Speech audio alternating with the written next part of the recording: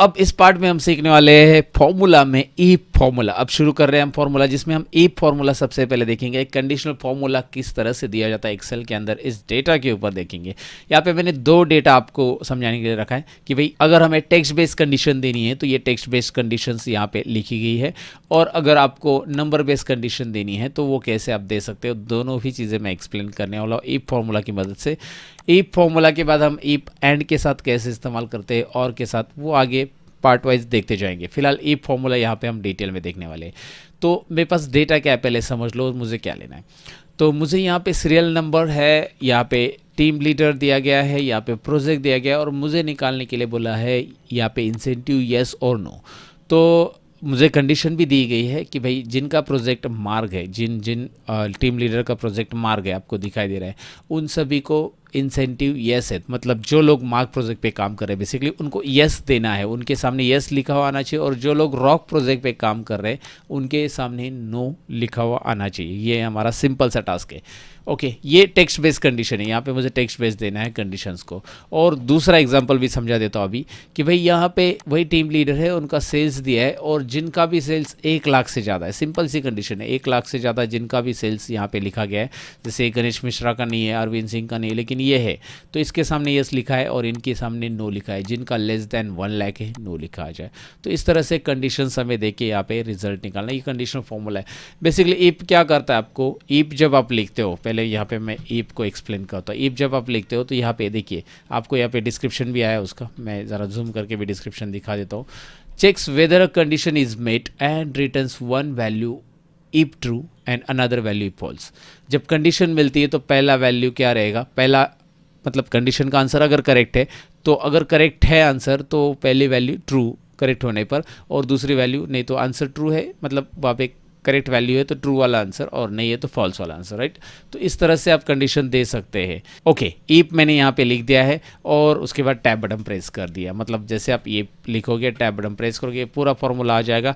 और इसमें 3 आर्ग्यूमेंट होते हैं, logic test, value true, value false. जैसे मैंने आपको अभी बताया कि भाई यहाँ पे आप कंडीशन दोगे लॉजिक टेस्ट में अंदर, और वो कंडीशन अगर सही है तो पहला वाला रिजल्ट शो करेगा, नहीं है तो दूसरा वाला रिजल्ट शो करेगा। मतलब क्या, कंडीशन दोगे मतलब क्या, एग्जांपल के लिए आप कहीं पे भी लिखो, यहाँ पे एक वैल्यू आपने लिख दी, अब यहाँ पे आपने लिख दिया है 36, राइट, और ये है मार्क्स। एग्जाम्पल के लिए मैं बता रहा हूँ, ये है मार्क्स स्टूडेंट्स के। तो आपने कंडीशन दी भाई ये जो मार्क्स है स्टूडेंट्स के 36 आपको दिखाई दे रहा है। If it is greater than, simple है, देखिए if it is greater than और इक्वल टू 35, ये हमारी कंडीशन हो गई। मतलब मैंने इस सेल को सिलेक्ट किया, ग्रेटर देन इक्वल टू 35 लिखा, यानी कि कंडीशन दिया कि भाई इस E7 में लिखे हुए मार्क्स अगर 35 से ज़्यादा है, तो मैं इसे पढ़ रहा हूँ आपको समझने के लिए या समझाने के लिए बेसिकली। तो E7 में लिखे गए मार्क्स 35 से ज़्यादा है तो ग्रेटर देन इक्वल टू का साइन लिया है मैंने।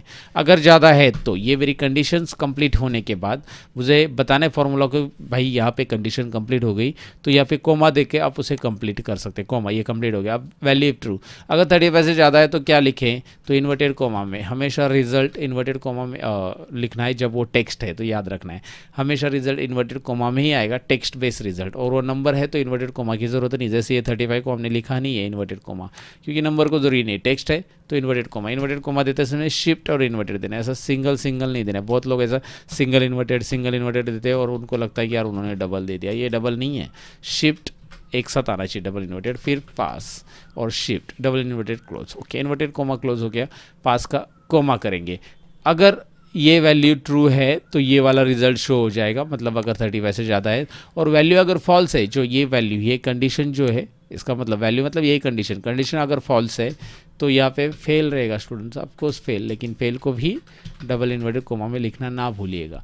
देखिए जहाँ पे एक भी कोमा मिस नहीं करना है, मैं हमेशा कहता हूँ कोमा मत मिस करो, नहीं तो फॉर्मूला कोमा में जाएगा, right. So bracket close and enter. ओहो राइट, 34 करो फेल, 35 करो पास ही रहेगा ऑफकोर्स, 38 करो पास ही रहेगा, 99 करो पास ही रहेगा। लेकिन अगर वो 31 या फिर 30 के नीचे आ जाता है तो वो फेल ही रहेगा। कंडीशन समझ में आपको, तो ऐसी कंडीशंस हम यहाँ पे लिखने वाले हैं। सिंपल से मैंने नंबर का कंडीशन दिखा, वैसे ही टेक्स्ट बेस है। इफ ओपन ब्रैकेट, पहले लॉजिक टेस्ट क्या है, C2 is greater than equal to या इक्वल टू, बताओ मुझे। यहाँ पे नंबर नहीं है तो ग्रेटर देन इक्वल टू आएगा नहीं, यहाँ पे टेक्स्ट कंडीशन है तो C2 में लिखा गया टेक्स्ट है इसलिए इज इक्वल टू आएगा, ग्रेटर देन नहीं आएगा। वहाँ पे नंबर था तो हमने वहाँ पे ग्रेटर देन इक्वल टू लिया था, तो यहाँ पे क्या आएगा, खाली equal to CT is equal to mark, C2 is equal to मार्ग, आई मीन टू से C2 इज इक्वल टू मार्ग कोमा, अगर मार्ग है तो यस इन्वर्टेड कोमा। देखो टेक्स्ट है तो पूरा का पूरा जितना भी टेक्स्ट है वो इन्वर्टेड कोमा में मैं लिख रहा हूँ। देखिए पहले लिखा कंडीशन, इसे कंडीशन बोलते हैं यहाँ से यहाँ तक, यहाँ पे लिख दिया कि भाई C2 के अंदर लिखा हुआ अगर मार्ग है तो वैल्यू ट्रू में क्या आएगा, यस, नहीं तो वैल्यू फॉल्स में क्या आएगा, नो।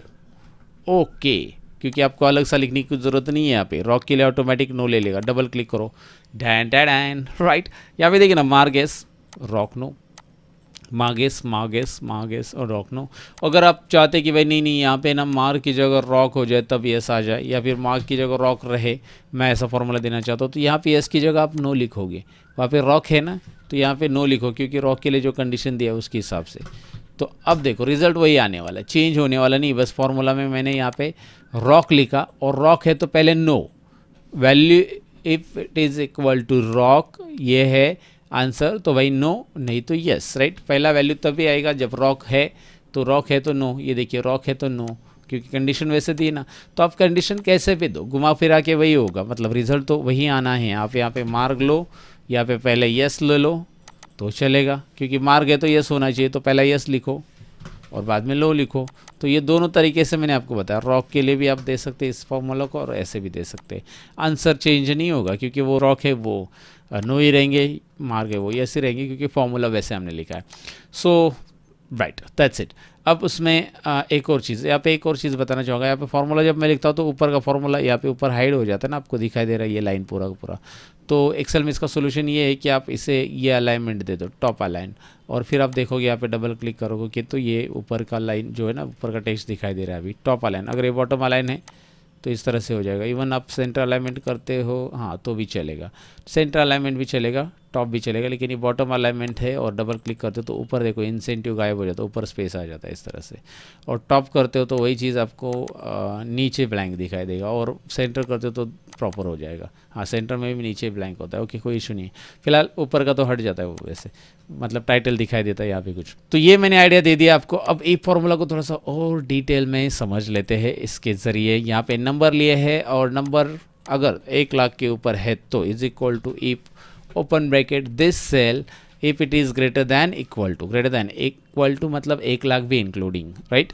1 लाख से ज़्यादा है तो क्या, तो यस इन्वर्टेड कोमा में, नहीं तो इन्वर्टेड कोमा में लिखो, इन्वर्टेड कोमा में लिखना मत भूलो दोस्तों, नहीं तो नो, राइट। इस तरह से आपको इस एंटर करना है। ज़रा फॉर्मूला देखिए, मैं जूम कर लेता हूँ। पहला है इतना है लॉजिक टेस्ट, ये नंबर है, नंबर में इन्वर्टेड कोमा नहीं आता है तो मैंने इन्वर्टेड कोमा कहीं पे दिया नहीं है।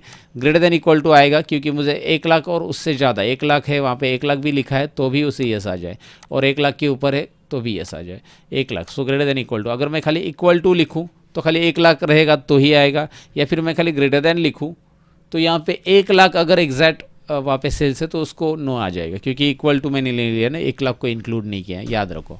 सो एंटर, इस तरह से मैंने ग्रेटर देन इक्वल टू ले लिया है, एंटर कर। तो आप चेक कर सकते हैं, देखिए जहाँ जहाँ 1 लाख और 1 लाख से ऊपर है तो उन सभी को यस ही आएगा, राइट। इवन यहाँ पे अभी 1 लाख डाल के देखता हूँ मैं, 1 लाख ओके तो भी यस ही है। जब मैं इसको 99,000 करूँगा तो नो आ जाएगा, राइट, या 99,999 किया तो भी नो ही रहेगा क्योंकि 1 लाख से नीचे हो। सो यस कहाँ पे है, नो कहाँ पे है, और कैसे क्राइटेरिया देना है आपको, डेफिनेटली ईफ फार्मूला का ये आइडिया आ चुका होगा।